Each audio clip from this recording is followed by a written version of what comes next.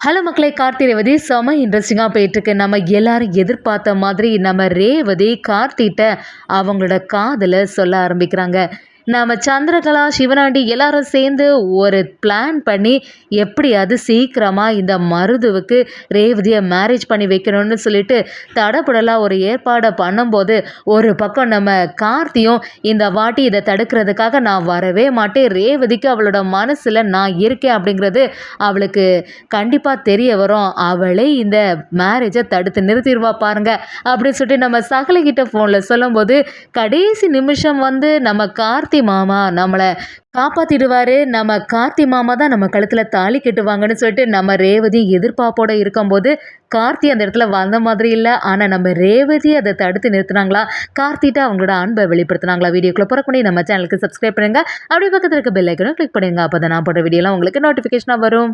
சிவனாண்டியை நம்ம சந்திரகலா கிட்ட நம்ம என்னதான் பிளான் பண்ணாலும் இந்த கடைசி நேரத்தில் கார்த்தி ஏதாவது சொதப்பி விடுறான், இனிமே இப்படியே போயிட்டு இருந்தா ரேவதிக்கும் மருதுக்கும் மேரேஜ் நடக்குமான்னு தெரிய மாட்டேங்குது, நம்ம ஒரு பிளான் பண்ணிட வேண்டியதான்னு சொல்லிட்டு சிவனாண்டியும் ஒரு சாமியாரை அரேஞ்ச் பண்ணுறாங்க. ஒரு ஆளை அரேஞ்ச் பண்ணி நான் சொல்கிற மாதிரியே நீ வந்து ஆக்டிங் கொடுக்க ஆரம்பிக்கிறோம். சாமுண்டேஸ்வரி வந்து இந்த ஜோஷியம் ஜாதகம் எல்லாத்தையுமே ரொம்பவே நம்பக்கூடிய ஆள், அதனால் அவள் வீட்டில் போய் நீ சீக்கிரமாட்டு இந்த ரேவதிக்கும் நீங்கள் பார்த்து வச்சுருக்க மாப்பிள்ளைக்கும் மேரேஜை நடத்தணும் அப்படிங்கிற மாதிரி சொல்லணும் அப்படின்னு சிவனாண்டியும் ஒரு ஆளை அரேஞ்ச் பண்ணி ஒரு சாமியார் வேஷத்தை போட்டு வைக்கிறாங்க. அந்த சாமியாரும் நீங்கள் சொன்ன மாதிரி நாங்கள் செய்துருவோம் சார், நீங்கள் சொன்ன அமௌண்ட்டை எங்களுக்கு கொடுத்தா போதும் அப்படி சொல்லும்போது அந்த சிவனாண்டியும் சரி நான் சொன்ன மாதிரியே உங்களுக்கு அந்த அமௌண்ட் வந்து சேர்ந்துடும், நான் வந்து சாமுண்டேஸ்வரி வீட்டுக்கு இப்போவே போய் நான் சொல்கிறத செய்யுங்க அப்படின்னு சொல்லிவிடுறாங்க. அதே மாதிரி அந்த சாமியாரும் நம்ம சாமுண்டேஸ்வரி வீட்டுக்கு வந்த உடனே சாமுண்டேஸ்வரி அது நிஜமாவே ரொம்பவே சக்தி வாய்ந்த சாமி தான் போல அப்படின்னு சொல்லிட்டு அவங்க சொல்கிறத எல்லாத்தையுமே கேட்க ஆரம்பிக்கிறாங்க. எனக்கு பொண்ணுக்கும் நான் வந்து பார்த்து வச்சுருக்க மாப்பிள்ளைக்கும் சீக்கிரமாக மேரேஜ் நடத்தலான்னு சொல்லிட்டு ஒரு முடிவு பண்ணியிருக்கோம், அதெல்லாம் எப்படி நடக்க போகுது அப்படின்னு சொல்லிட்டு கேட்கும்போது சாமியாரோ, நீங்கள் பார்த்து வச்சுருக்க மாப்பிள்ளையும் உங்கள் பொண்ணும் சேர்ந்து மேரேஜ் பண்ணாங்கன்னா அவங்க வாழ்க்கை நல்லபடியாக இருக்கும், அவங்க வாழ்க்கையில் ஒரு சின்ன தடங்கள் வந்துகிட்டே தான் இருக்குது, அது வந்து எவ்வளோ சீக்கிரம் இவங்க 2 பேருக்கும் மேரேஜ் நடக்க போகுதோ அவ்வளோ சீக்கிரம் அவங்க வாழ்க்கைக்கு நல்லது அப்படிங்கிற மாதிரி அந்த சாமியார் சொல்லும்போது அதை கேட்ட சாமுண்டேஸ்வரியும் யோசனை பண்ண ஆரம்பிக்கிறாங்க. நம்ம எதுக்கு எப்போவுமே இவ்வளோ தட்டி கழிச்சிட்டு இருக்கோம், சீக்கிரமாக இந்த ரேவதிக்கும் இந்த மருதுக்கும் மேரேஜ் பண்ணி வச்சா என்னதான், கார்த்தி எப்போவாது வந்து அதை தடுத்து நிறுத்துவானு சொல்லிட்டு நம்ம எதுக்கு ஒவ்வொரு நாளும் யோசனை பண்ணிட்டு இருக்கோம்னு சொல்லிட்டு சாமுண்டேஸ்வரி நினைக்கிறாங்க. சாமியாரும் அதுக்கேற்றவாறு சொல்லும்போது சாமுண்டேஸ்வரியும் உடனே நாளைக்கே இந்த மருதுவுக்கும் நம்ம ரேவதிக்கும் மேரேஜுக்கான வேலைகளை பார்த்துட வேண்டியதான், என்னைக்காவது ஒரு நாள் மேரேஜ் நடக்க தானே போகுது, அது ஏன் நாளைக்கே நடக்கக்கூடாது அப்படின்னு சொல்லிட்டு சாமுண்டேஸ்வரி நம்ம ரேவதி கிட்ட சொல்ல ஆரம்பிக்கிறாங்க. அதை கேட்ட ரேவதி ரோகிணியும் அதிர்ச்சியாக நிற்கிறாங்க. ரேவதியும் நம்ம சாமுண்டேஸ்வரி கிட்ட வந்து என்னம்மா எதுக்கு இவ்வளோ அவசரப்பட்டீங்க, நான் தான் ஏற்கனவே சொன்னேன் இந்த மேரேஜ் எனக்கு பிடிக்கலன்னு சொல்லும்போது சாமுண்டேஸ்வரி சந்திரகலாவும் சேர்ந்து என்ன பேசுகிற நீ, உனக்கு எது நல்லதுன்னு எனக்கு நல்லாவே தெரியும், அந்த குடும்பத்தை சேர்ந்தவங்க யாருமே இந்த வீட்டுக்கு வரவே கூடாது, உனக்கு என்னை பற்றி நல்லாவே தெரியும்ல, நான் வந்து ஒரு விஷயத்தில் பிடிவாதமாக இருந்தேன்னா அதை நடத்தியே தருவேன், எது உனக்கு நல்லதுன்னு பார்த்து பார்த்து செய்யக்கூடியது தானே இந்த அம்மாவோட பொறுப்பு, எதுவாக இருந்தாலும் நான் சொல்கிறத நீ கேட்டே ஆகணும்னு சொல்லிட்டு நம்ம ரேவதி கிட்ட சாமுண்டேஸ்வரியும் ஒரு கட்டாய திருமணத்துக்கு ரெடி பண்ணதுக்கு தயாராகிட்டே இருக்காங்க. சந்திரகலாவும் நம்ம ரேவதியை சமாதானப்படுத்துகிறாங்க. அதே சமயத்தில் நம்ம ரேவதியும் இப்போ என்ன செய்கிறது அப்படி சொல்லிட்டு ஒரு குழப்பத்தோடு இருக்கும்போது ரோகிணியும் ரேவதி நீ எதுக்குமே கவலைப்படாத, சீக்கிரமாக ஏதாவது ஒரு நல்ல விஷயம் வாழ்க்கையில் நடக்கும் அப்படின்னு சொல்லிட்டு சமாதானப்படுத்துகிறாங்க. இன்னொரு சைடு பார்த்தீங்கன்னா இதெல்லாம் பார்த்துட்டு இருந்த நம்ம ராஜராஜனுக்கு ரொம்பவே டென்ஷன் ஆகிடுது. மயில் வாகனத்துட்டு வந்து என்ன மாப்பிள்ளை இந்த சாமுண்டேஸ்வரி எல்லா உண்மைகளும் தெரிஞ்சப்புறமும் எதுக்காக தான் இப்படி செய்கிறான்னு தெரிய மாட்டேங்குது, ஏற்கனவே ரேவதிக்கும் கார்த்திக்கும் மேரேஜ் ஆகி இருக்கும்போது இவ வந்து புதுசாட்டி இந்த மருந்துக்கு மேரேஜ் பண்ணி வைக்கணும்னு சொல்லிட்டு இவ்வளோ பிடிவாதமாக இருக்காளே அப்படின்னு சொல்லிட்டு ரொம்பவே ஃபீல் பண்ண ஆரம்பிக்கிறாங்க. எனக்கு ஏதோ ரொம்பவே பயமாக இருக்குது, சாமுண்டேஸ்வரி அவளோட முடிவில் மாற்றவே மாட்டாங்க, அதனால் நாளைக்கு நடக்கக்கூடிய மேரேஜ் வந்து கண்டிப்பாக நடக்கவே கூடாது அப்படின்னு சொல்லிட்டு நம்ம ராஜராஜன் டென்ஷனில் இருக்கும்போது மயில் வாங்கணுமோ சரி நீங்கள் எதுக்குமே கவலைப்படாதுங்க மாமா, நான் இதை பற்றி சகலைகிட்ட பேசுகிறேன்னு சொல்லிட்டு நம்ம மயில் வாங்கணும் அப்படியே கார்த்திகிட்ட பேச ஆரம்பிக்கிறாங்க. சகலை இங்கே நடக்கிறது எதுவுமே சரியில்லை, நம்ம நினச்சதை விட இங்கே ஃபாஸ்ட்டாக எல்லாமே நடந்துட்டுருக்கு, ரேவதிக்கும் மருதுவுக்கும் சீக்கிரமாக மேரேஜ் பண்ண போகிறாங்களா, நாளைக்கே மேரேஜ் பண்ணுறதுக்கு முடிவு எடுத்துட்டாங்க அப்படி சொல்லும்போது நம்ம கார்த்தியும் சரி எனக்கு இதை பற்றி நல்லாவே தெரியும், அத்தை ஒரு விஷயத்தில் இறங்கிட்டாங்கன்னா அதை முடிக்காமல் விட மாட்டாங்க, ஆனால் அதுக்காக இப்போ என்ன பண்ணுறது அப்படி கேட்கும்போது மயில் வாகனமும் மாமாவும் ரொம்பவே பயந்து போய் தான் இருக்காங்க.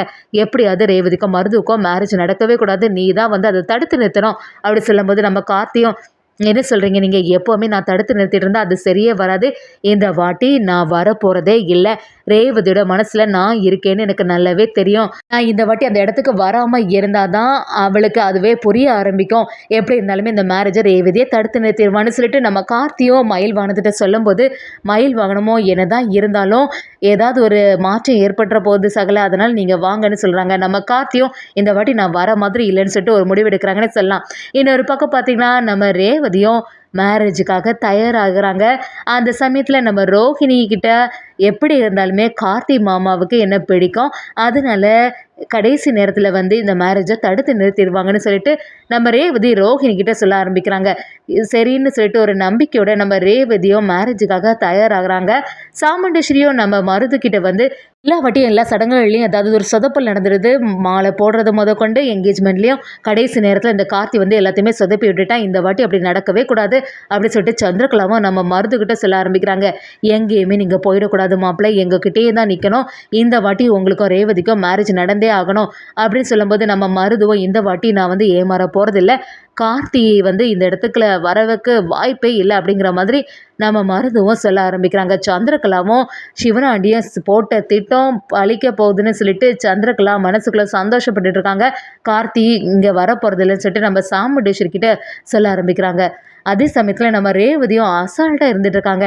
எப்படியாவது கடைசி நேரத்தில் கார்த்தி மாமா வந்து இதை தடுத்துருவாங்க, நமக்கும் கார்த்தி மாமாவுக்கு தான் மேரேஜ் நடக்க போகுது அப்படின்னு சொல்லிட்டு நம்ம ரேவதியும் ஒரு சந்தோஷத்தில் இருக்கும்போது, இன்னொரு பக்கம் பார்த்தீங்கன்னா நம்ம சாமுண்டேஸ்வரன் தடபுடலாக அந்த மேரேஜுக்கு தயாராகிட்டே இருக்காங்க.